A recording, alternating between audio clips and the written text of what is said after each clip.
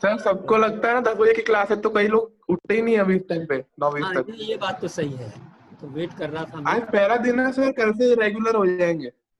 अच्छा, देखिए हमारे यूनिट 1 और यूनिट 2 ये दोनों पूरे हो चुके हैं।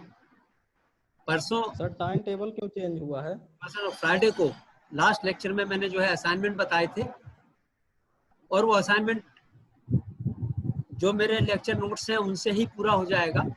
फिर भी अगर आप इंटरनेट की अगर मदद लेते हैं, है ना, इंटरनेट की मदद लेते हैं तो और भी उसमें मटेरियल मिलेगा।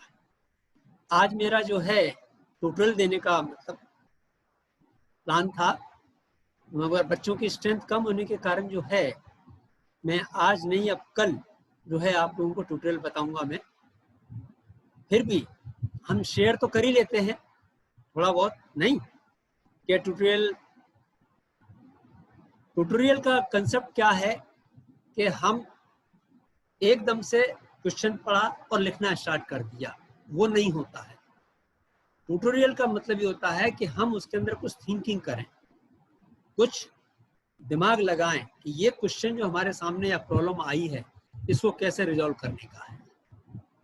तो इसमें थिंकिंग पार्ट भी होता है। एक तरीके से थिंकिंग के अलावा पिछला जो कुछ पढ़ा है उसको मेमोरी में से निकाल के और शेयर करके और चर्निंग करके कि ये क्या पूछ रहा है और हमको क्या मालूम है, और इस टिपिकल क्वेश्चन का हम आंसर किस तरीके से दें, है ना, इसका हम किस तरीके से आंसर दें। तो ये ट्यूटोरियल में इसी पैटर्न को अडॉप्ट कर रहे हैं हम, कि जैसे अभी तक हमने पढ़ा है इसमें, तो इसमें जो है कि इलेक्ट्रोलाइट का क्या फंक्शन होता है, या इलेक्ट्रोलाइट हम यूज ही क्यों करते हैं, है ना, इलेक्ट्रोलाइट यूज ही हम क्यों करते हैं, अगर करते हैं तो इसके बेनिफिट्स क्या है, इसकी प्रॉपर्टी क्या होनी चाहिए। एक तो क्या आप प्रॉपर्टी बताएं, है ना, right down the properties of electrolyte या right down the properties of abrasives. एक तो ये सिंपल तरीका हो गया, why we are using specific abrasives और specific electrolyte, and advantages over the tool material और द वर्कपीस मटेरियल। जब इस तरह के पूछते हैं तब एक ही इलेक्ट्रोलाइट को मैं अलग अलग मटेरियल पे क्या यूज कर सकता हूँ, पहला पॉइंट। अगर मेरा मटेरियल चेंज हो रहा है टूल का या वर्क पीस का, तो क्या मुझे इलेक्ट्रोलाइट चेंज करना पड़ेगा, क्या मुझे एब्रेसिव चेंज करना पड़ेगा, एंड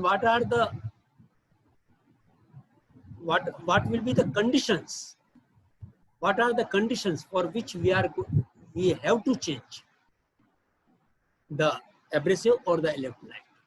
तो वो कंडीशंस हमको पता होना चाहिए। जैसे लुब्रिकेटिंग ऑयल का है, भाई लुब्रिकेटिंग ऑयल डालेंगे तो सबको पता है कि मूवमेंट हमारा इजी होता है, and it is beneficial for the avoiding the friction between the two parts which are in any kind of movement, rotatory है, रेसिप्रोकेटरी है, या गियर का है, कैसा भी है। मगर जब मटेरियल चेंज होता है, रबिंग फोर्स चेंज होता है, हीट कितना जनरेट होता है, तो उसमें मुझे किस टाइप का लुब्रिकेटिंग ऑयल चाहिए, उसकी विस्कोसिटी क्या होनी चाहिए, उसकी हीट कंडक्टिविटी कितनी होनी चाहिए, क्या मैं सिंपली ड्रॉप करके जो है उसको यूज कर सकता हूँ लुब्रिकेंट को। ऐसा ही इसका है इलेक्ट्रोलाइट का, कि सिर्फ डिप करने का है, फ्लो करने का है, जेट से करने का है, प्रेशराइज करने का है। In what mode I have to apply the electrolyte on the tool as well as on the workpiece. सबसे ज्यादा इंपॉर्टेंट ये होता है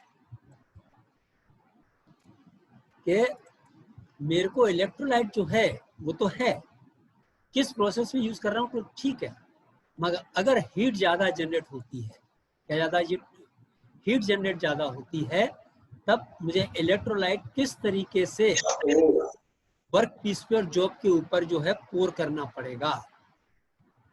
हीट अगर पास हो रही है, पूरी तरीके से नहीं डिफ्यूज हो रही है, तो मुझे प्रेशराइज डालना, वहां से मेटल जो पीस जो रिमूव हुआ है, अगर वो वहां से नहीं निकल पा रहा है और वो जो है फंक्शन को मेरे डिटीरियोरेट कर रहा है, स्लो कर रहा है, तो डेफिनेटली मेरे को प्रेशराइज जो है इलेक्ट्रोलाइट को फ्लो करना पड़ेगा ताकि वो वहां से मटेरियल निकले। अगर विस्कोसिटी ज्यादा है उसकी, तो विस्कोसिटी कम विस्कोसिटी वाला मेरे को इलेक्ट्रोलाइट यूज करना पड़ेगा। तो ये प्रॉपर्टीज होती है कि मुझे क्यों जो है डिफरेंट टाइप का इलेक्ट्रोलाइट यूज करने का है, क्यों डिफरेंट टाइप का एब्रेसिव यूज करने का है, उसका साइज क्या होना चाहिए, टूल का साइज क्या, टूल का साइज तो ठीक है, जो मैं फंक्शन कर रहा हूँ वो होल का साइज कितना है। अगर होल का साइज बहुत छोटा है तो मैं मोटे मोटे बड़े बड़े साइज के एब्रेसिव यूज नहीं कर सकता।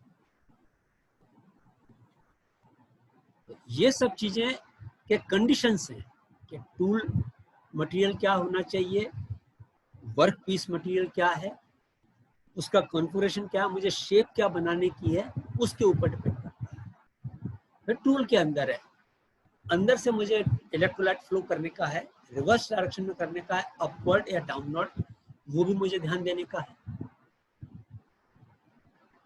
फिर मेरा वर्क फोर्स मुझे कितना चाहिए, अगर फोर्स मेरे को इलेक्ट्रोलाइट यूज करने का है तब फोर्स कितना चाहिए। मुझे फिर उसके लिए यूनिट ऐसा बनाना पड़ेगा कि वो पंप जो है मेरा फोर्स को जो है क्रिएट कर सके।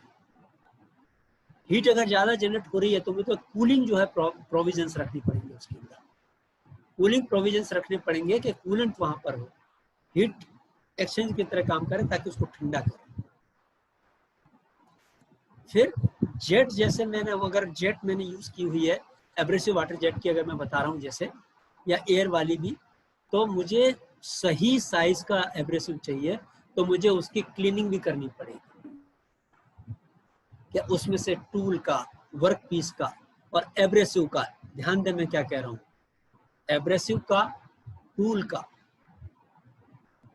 और वर्क पीस का जो घिस घिस के जो है ग्राइंडिंग होके या कटिंग होके या मेटल रिमूव होके जो जा रहा है स्लरी के अंदर, इलेक्ट्रोलाइट के अंदर, वो एक तरीके से उसको, उसकी डेंसिटी को बढ़ा रहा है, उसके जो है फ्लो को कम करता है, तो मुझे उसकी क्लीनिंग भी करने की है, ये भी मुझे ध्यान देने का है ना। तो क्लीनिंग भी करने की है मेरे को, तो ये क्लीनिंग, कूलिंग और वर्क फोर्स ये मुझे इलेक्ट्रोलाइट के लिए यूज करने के हैं। ये मेरे को जो है क्लीनिंग और ये सब चीजें मेरे को जो है एब्रेसिव के लिए यूज करने की है। तभी मैं, क्योंकि मेरे को शेप जो चाहिए वो शेप कैसी होनी चाहिए। तो टूल है, टूल के ऊपर मेरे को इंसुलेटर लगाने के हैं इलेक्ट्रोकेमिकल के अंदर। अगर मैंने नहीं लगाए तो टूल भी मेरा साइड से जो है रिएक्शन करके वो भी जो है डीप में, अगर मैं टूल को लेके जा रहा हूँ, होल कर रहा हूँ, तो टूल भी मेरा डिके होना स्टार्ट हो जाएगा, टूल भी मेरा रबिंग, मतलब उसमें भी एक्शन शुरू हो जाएगा। जो निकल रहा है एब्रेसिव उसके साथ, कूलेंट के साथ में, उसके एब्रेसिव, उसके इलेक्ट्रोलाइट के साथ में, टूल को भी तो घिस रहा है वो इलेक्ट्रिकल, उसके कारण वहां पर भी जो है वो उसका डिके हो रहा है, तो मुझे उस पर इंसुलेटर लगाना पड़ेगा। तो क्वेश्चन जो बनते हैं ट्यूटोरियल के अंदर वो ऐसे बनते हैं, भाई अटेंडेंस भेज देना मेरे पास, अटेंडेंस आना बंद हो गई 2-3 दिन से, पिछले 2-3 लेक्चर्स की अगर हो तो आप बराबर भेजें मेरे पास में, पिछले 3 बार की अटेंडेंस नहीं आई है मेरे पास में आप लोगों की, पुरानी अटेंडेंस हो या सीआर है, जैसा भी बना के मुझे भेज जरूर दें। नहीं, अच्छा, तो आप ये देखें कि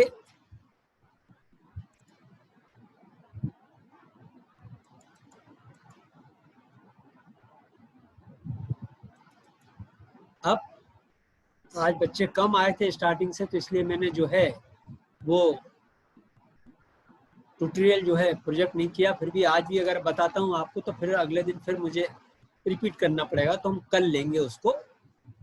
तो आज जैसे नई मेथड है, नए अनकन्वेंशनल मेथड्स हैं, तो इनकी एडवांटेजेस तो आपको पता है, मगर एडवांटेजेस अगर कोई ये कहे कि आप एक्सप्लेन करो, रीजनिंग दो, तो रीजनिंग के अंदर आपको जो है उसकी लिमिटेशंस के साथ में जो है उसको बताना पड़ेगा।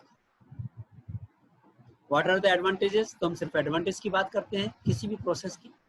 व्हाट आर द डिसएडवांटेजेस, तो we explain only the disadvantages or advantages or their limitations.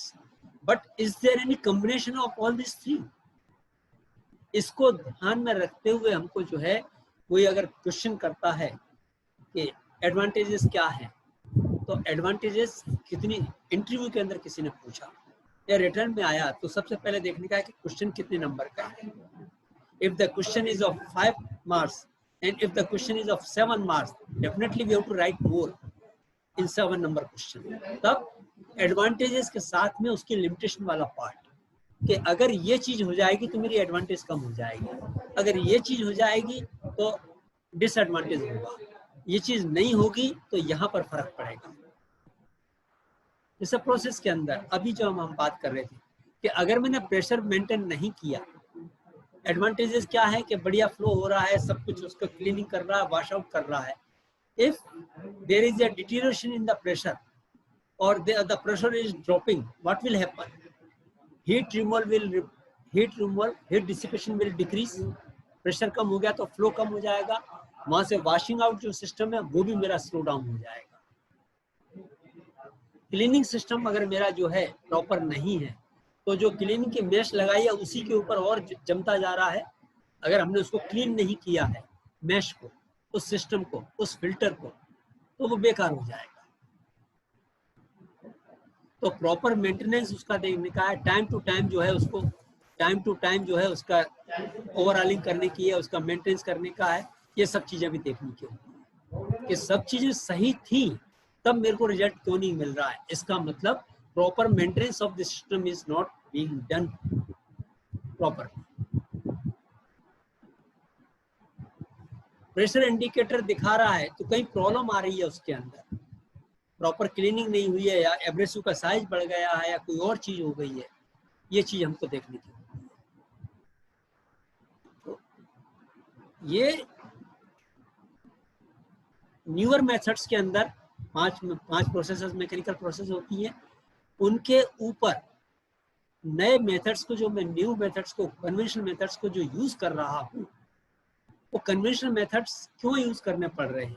एक तो एडवांटेजेस आ जाएंगे, and for each operation there are disadvantages. Because of those only we are choosing next operation, another operation which will give the proper result for on this material, for this shape or for this dimension. ये है जहाँ limitation आ रही है, इसका मतलब कि मैं इस प्रोसेस को अडॉप्ट नहीं कर सकता हूँ. That is the indication. Limitations, क्या इतने डायमेंशन तक मैं इसको यूज कर पाऊंगा, इतनी हार्डनेस तक यूज कर पाऊंगा. if I am not able to any of the dimension or the tolerance is varying or the hardness is changing, तो मेरे को ये प्रोसेस नहीं, कोई और प्रोसेस सिलेक्ट करनी चाहिए. हीट एक्स्ट्रा जनरेट हो रही है, हीट एक्स्ट्रा जनरेट होने के कारण वो टूल मेरा काम नहीं कर रहा है, वो प्रोसेस काम नहीं कर रही है. क्योंकि हीट रिमूवल कितना भी मैं प्रेशर डालूं, कितना भी कूलिंग करूं, मगर वो नहीं हो पा रहा है.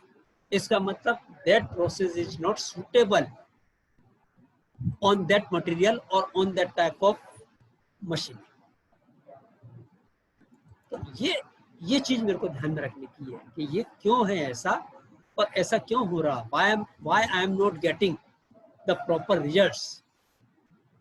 If I am not getting the proper results, means it is the indication that I have to change the tool or tool design, or I have to change the electrolyte, or I have to change the air or gas or the abrasive or the pressure or the process itself. कि ये EDM नहीं ECM में जाने का है, ECM में नहीं जी, laser वाले में जाने का, लेजर को छोड़ के प्लाज्मा वाले के अंदर जाने का है. जैसे वेल्डिंग के अंदर कई टाइप की वेल्डिंग होती है. क्यों इतनी टाइप की वेल्डिंग है? या तो मुझे प्रोडक्शन रेट हाई करने का है, या टेम्परेचर का प्रॉब्लम आ रहा है, या साइज की प्रॉब्लम आ रही है ना, या कॉस्टली पड़ रहा है. हाँ, एक और फैक्टर था कॉस्ट का, कि अगर मेरी cost, if it is not permitting me as compared to the cost of the product, then I have to go for, I have to search for another operation. Cost बताया ना आपको कि इन सब चीजों में कॉस्ट भी इन्वॉल्व होती है, कि अगर कॉस्ट जो है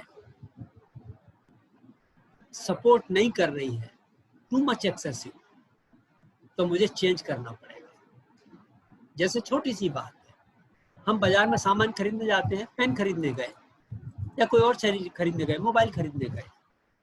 मोबाइल बताना आजकल का अच्छा वाला बताना जरा, कोई कैसा आ रहा है, लिया उसने और जो है 1.25 लाख का बता दिया, 80,000 वाला बता दिया, है ना। हम अच्छे कपड़े पहन के गए थे, अच्छे दिखते हैं, स्मार्ट है, बढ़िया हमारे पास में घड़ी है, बढ़िया जो है चेन भी सोने में की लटक रही है, तो दुकानदार 50,000 का, 80,000 का, 1 लाख रुपए के बाद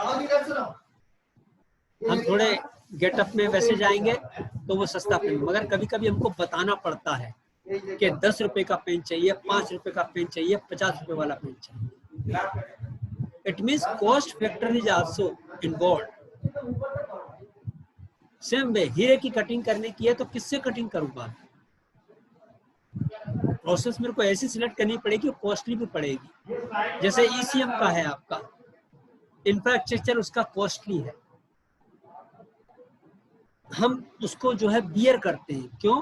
क्योंकि उसके एडवांटेजेस जो है कन्वेंशनल मेथड से अच्छी है, और वो प्रोसेस मेरे को उस पर्टिकुलर मटेरियल के लिए, उस पर्टिकुलर साइज के लिए सपोर्ट कर रहा है, तभी तो सब काम धाम को मैं जो है टॉलरेट कर रहा हूँ, है ना। तो ये आज का जो है लेक्चर हमारा खत्म हो गया, 40-40 मिनट के कर दिए अब। तो भाई अटेंडेंस भेज देना, और जो मैंने आज का लेक्चर लिया है ये सब चीजें आप अपने इंटरव्यू के लिए जरूर ध्यान रखें। कितने नंबर का क्वेश्चन है उसके लिए भी ध्यान रखें कि हमको कितना लिखने का है। उसने छोटा सा क्वेश्चन दिया है तो मैं 3 लाइन में उसको खत्म नहीं करूं, ये मेरे को जरूर ध्यान में रखना है ना। तो